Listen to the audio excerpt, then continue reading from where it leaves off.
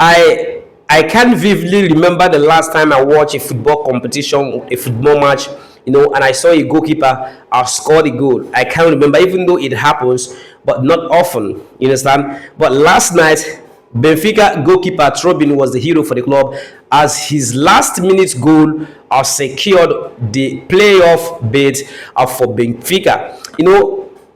Olympic Marseille would have qualified at the expense of Benfica, even though, if Benfica had won against Real Madrid, let's say 32, if that match had ended 32, you understand, Marseille would have qualified to the playoff ahead of at the expense of Benfica. But then Mourinho and his backroom staffs, they knew that they needed a goal, just a goal.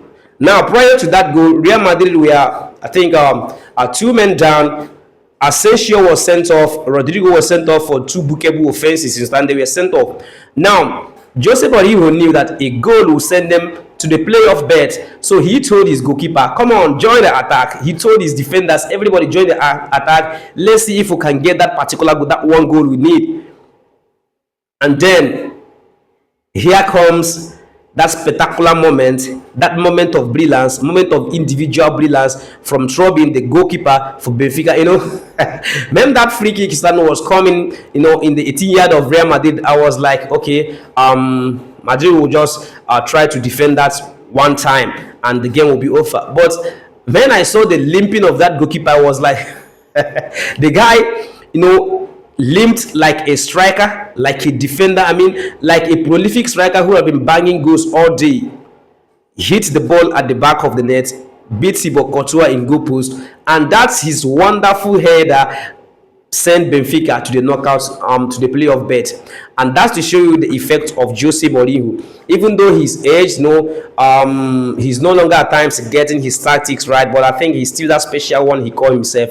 So Benfica qualified at the expense of Olympic Marseille. That was the result of Jose Mourinho's influence in the team.